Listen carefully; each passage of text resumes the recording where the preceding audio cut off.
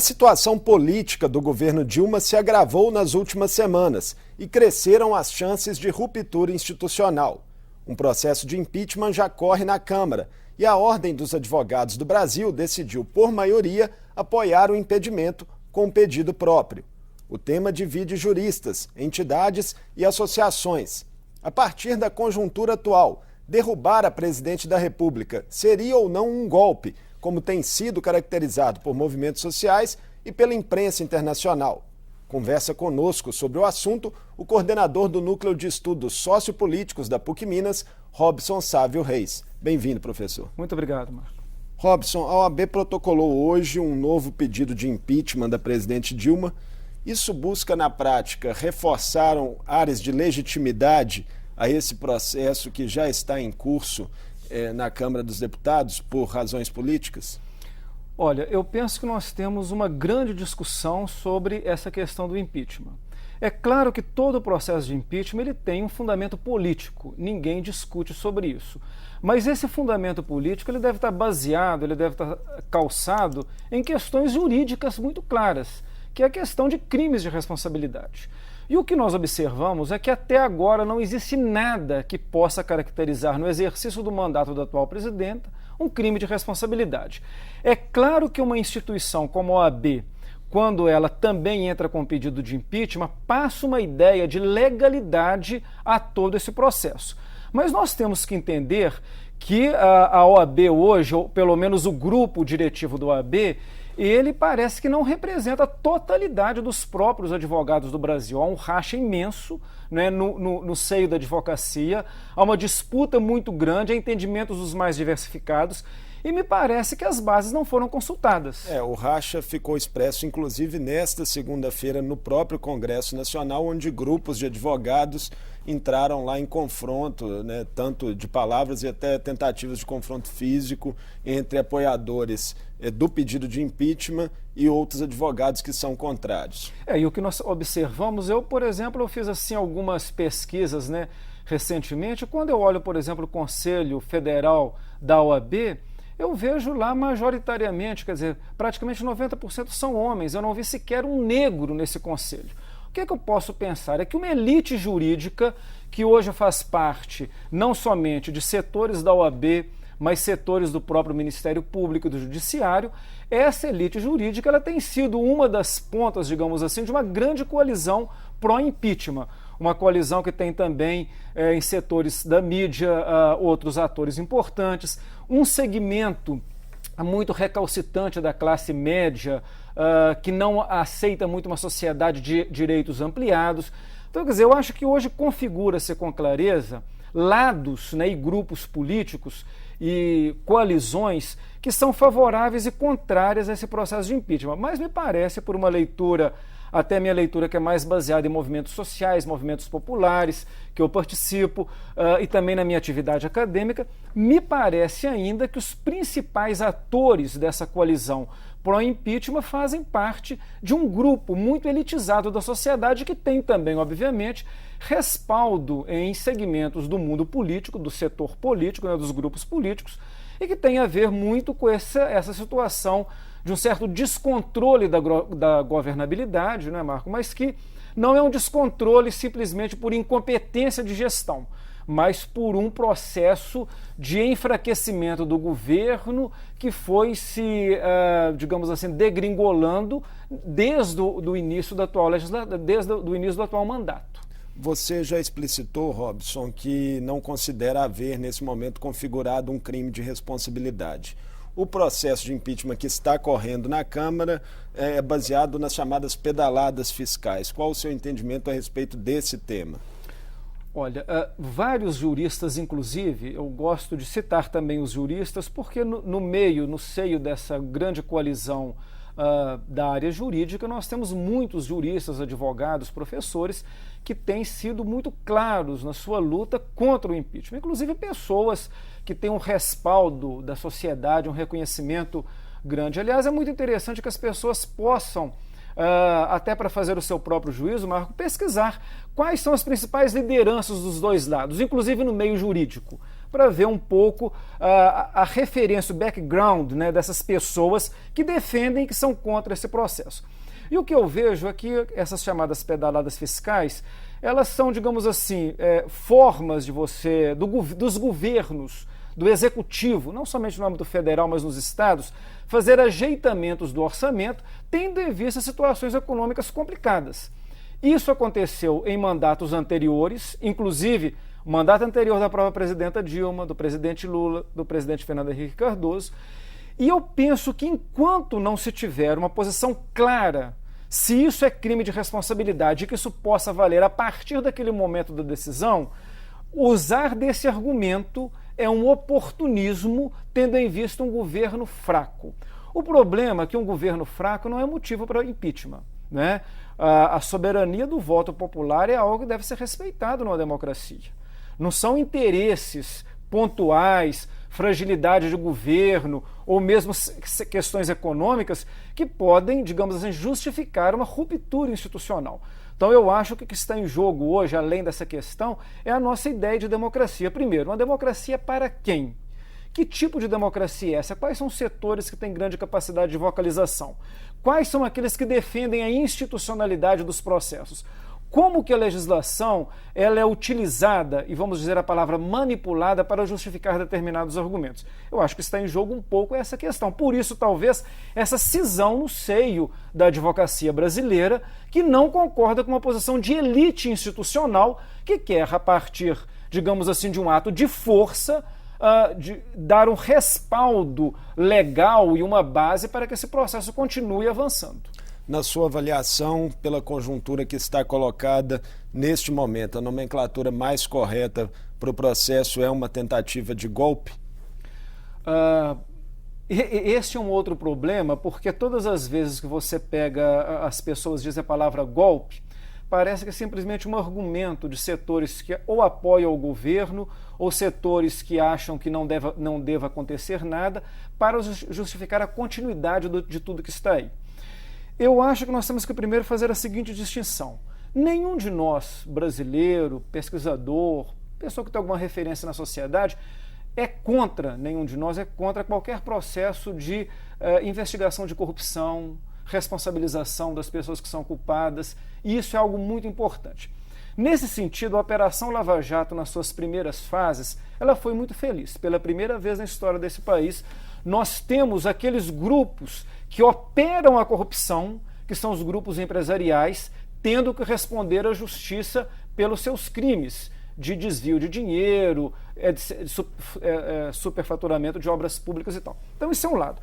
Agora existe um outro lado, que é você pegar uma parte, digamos assim, desse processo da Operação Lava Jato e transformá-lo, digamos assim, quase que num processo de inquisitorial, no qual alguns segmentos políticos e partidários são altamente criminalizados, desestabiliza-se o governo legalmente constituído, criminaliza-se partidos políticos e determinadas figuras, e a partir disso fala que qualquer pessoa que não apoia a Operação Lava Jato e que, portanto, estaria contrário a um golpe, seria uma pessoa favorável a processos que estão aí de corrupção. Então, acho que nós temos que fazer uma distinção, porque, a princípio, o processo de impeachment, por exemplo, não tem nada a ver com o que está acontecendo na Operação Lava Jato.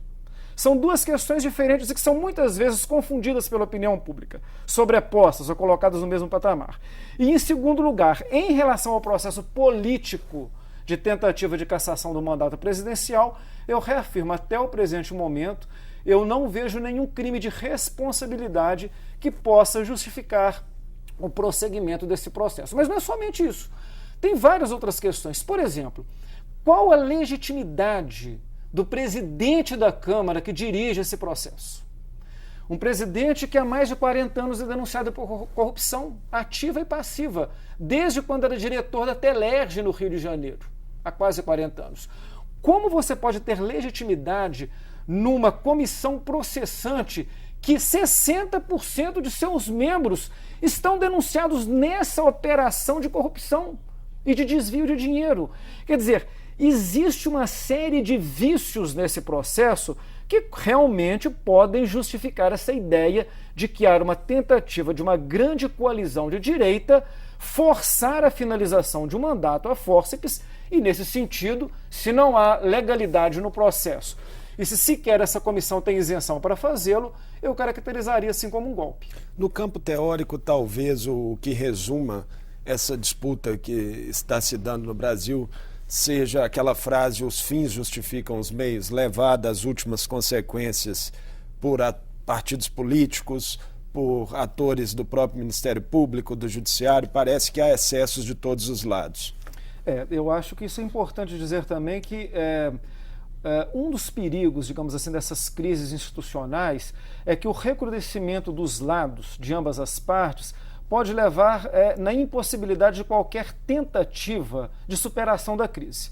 Por exemplo, vou dar um exemplo claro. Quando o presidente Lula foi nomeado para ministro da Casa Civil, havia uma expectativa de que, pelo fato dele ser uma pessoa que tem um trânsito muito fácil, uma capacidade de articulação, poderia se criar uma condição de dar uma mínima estabilidade ao atual governo, o que eu acho que seria inclusive bom para as oposições pensarem num plano de governo para o Brasil para disputá-lo no seu tempo correto nas urnas. Porque o que nós temos também é que as oposições hoje não têm um plano de governo claro.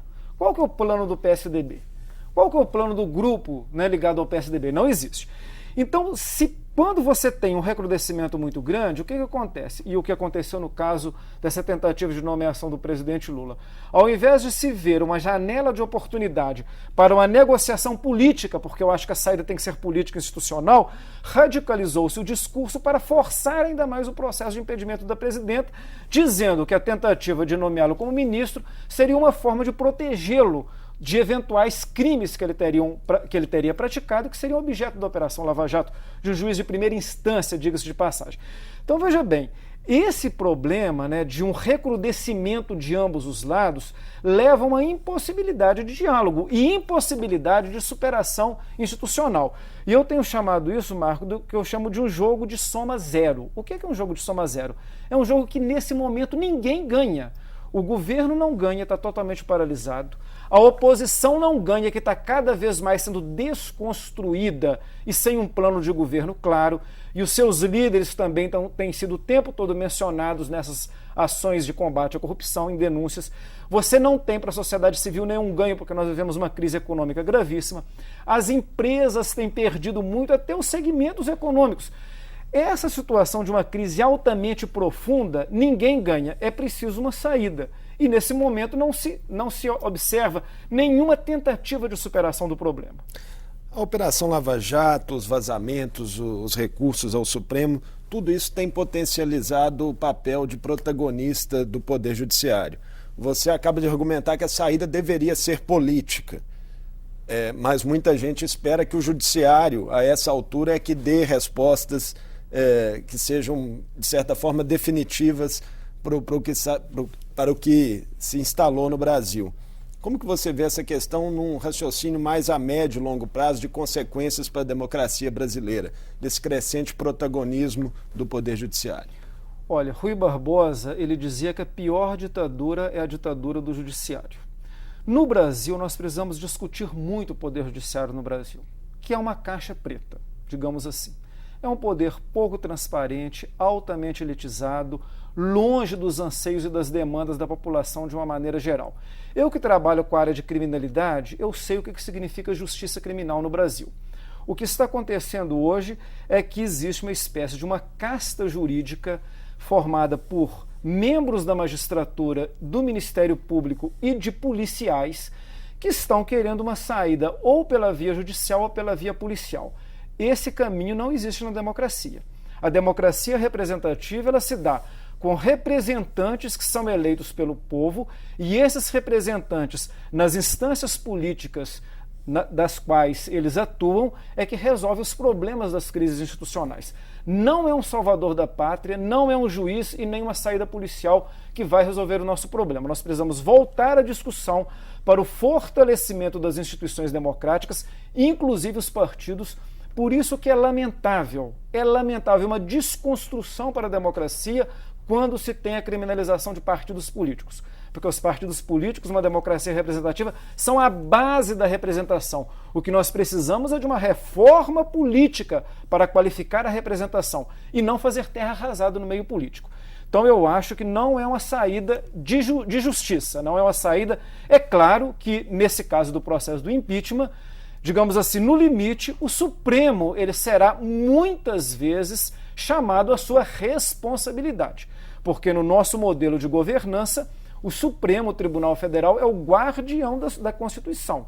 E, obviamente, se o rito não for respeitado e se, inclusive, não for caracterizado o crime de responsabilidade, o Supremo, ou ele, chamado à responsabilidade, decide, ou se ele não o fizer, ele não cumprirá, digamos assim, sua função principal, que é guardião da Constituição. E o governo Dilma ainda enfrenta um processo também no Tribunal Superior Eleitoral, né, de investigação das contas de campanha da presidente, que também é outro fator que pode ter um desfecho, talvez, ainda esse ano. Né? E aí, Marco, é outra questão que, né, fortalece o argumento do chamado golpe, porque, sob o ponto de vista da justiça eleitoral, seria caçada a chapa. Dilma e Temer. O problema é que a saída que está sendo construída é com o vice-presidente. Ou seja, não é uma saída via eventuais problemas no processo eleitoral, é outro tipo de saída. E o próprio vice-presidente, por incrível que pareça, sendo um articulador de uma composição com as oposições que, como nós sabemos, não aceitaram as derrotas nas últimas eleições. Então esse é mais um argumento que coloca todo esse processo, né, nessa forma nebulosa da sua legitimidade, mais do que a legalidade, é da legitimidade. E mais do que isso, né, a minha apreensão enquanto uma pessoa que está analisando. Numa situação como essa, qual a legitimidade de um futuro governo Temer? Lembrando que o vice-presidente também já foi citado em delações e investigações da Operação Lava Jato. Hoje, na imprensa, já se fala abertamente até em discussão de composição de nomes para um futuro governo Temer. É um equívoco também da imprensa noticiar isso, dar publicidade a isso nesse momento, ou é algo natural dentro do jogo, essa especulação já em torno de nomes de um eventual futuro governo? Nesse processo todo, eu estou falando desde a crise de 2003 para cá, chamadas jornadas de junho de 2003 para cá, que além de um protagonismo cada vez maior do judiciário na política brasileira, nós temos um protagonismo nunca antes visto da mídia nacional. É um ator importante também em toda essa conjuntura, claro, que o Brasil vive, né? Claro. Que tem muitas críticas sendo feitas por especialistas. Em duas vertentes. Primeiro, uma capacidade de pauta política nunca antes vista, quer dizer, tudo que a grande mídia pauta passa a ser assunto político pelas casas legislativas, o governo e a própria justiça. Quer dizer, como que a mídia, que representa um segmento muito específico da sociedade brasileira, pode ter esse poder de pauta acima dos interesses da sociedade? É o que se chama opinião publicada versus opinião pública.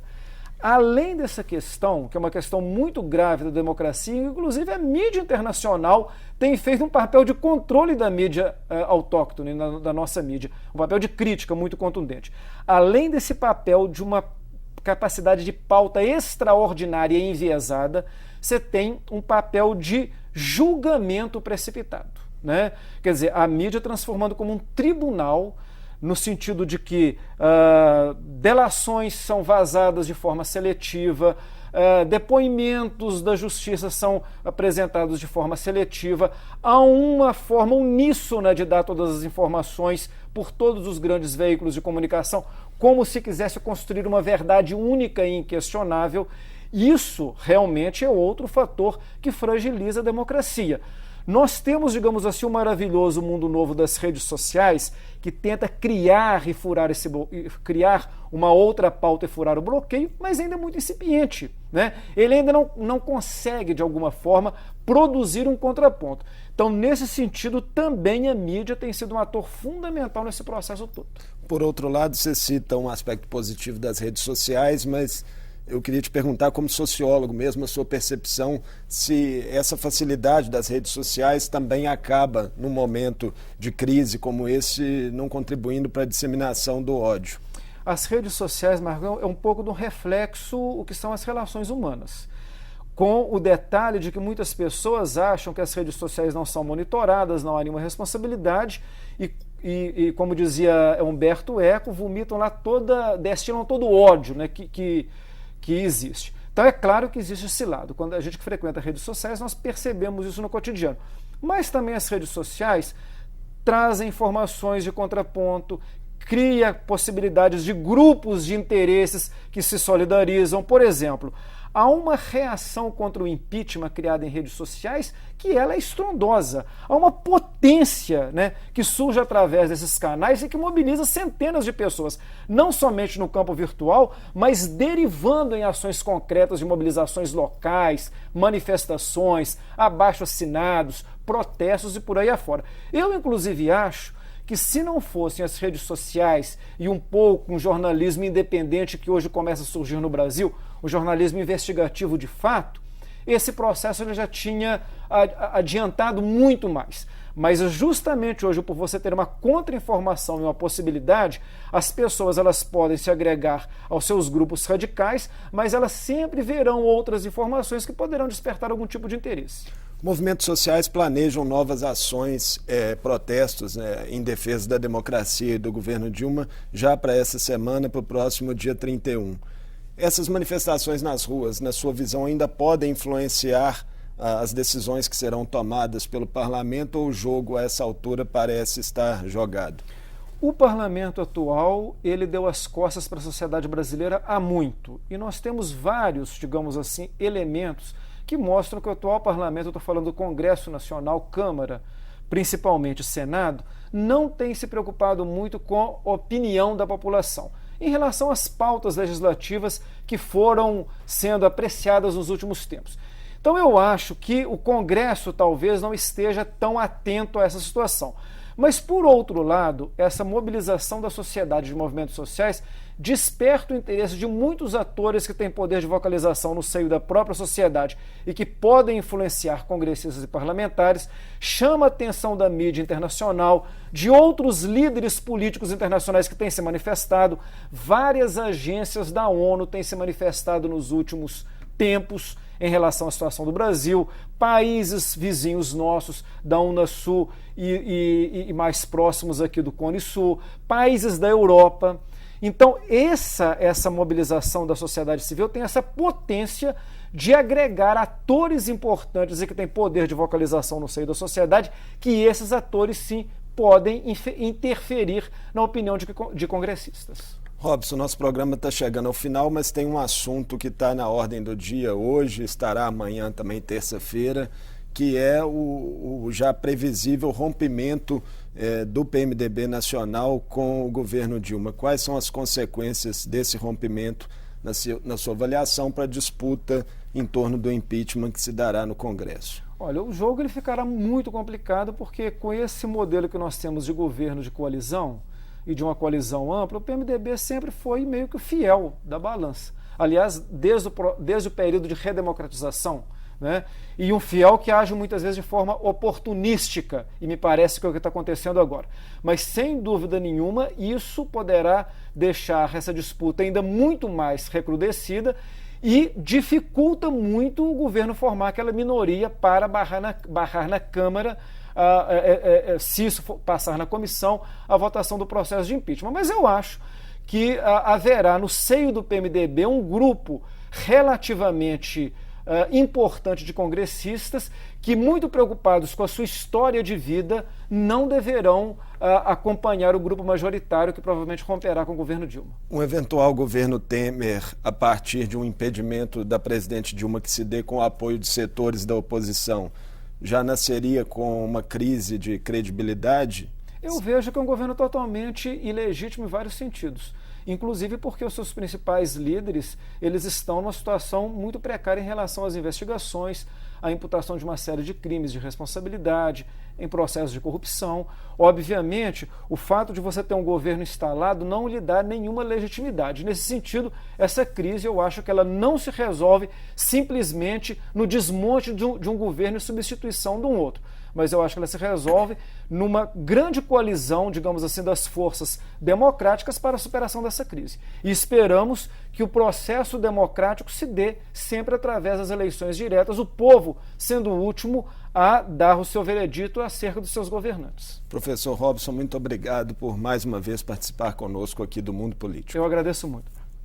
Eu conversei com o professor Robson Sávio Reis, ele é coordenador do Núcleo de Estudos Sociopolíticos da PUC Minas. Nosso assunto principal foram as repercussões políticas e jurídicas do eventual impedimento da presidente Dilma Rousseff a partir do processo de impeachment que está em curso no Congresso Nacional. O Mundo Político fica por aqui. Obrigado por nos acompanhar e até o próximo programa.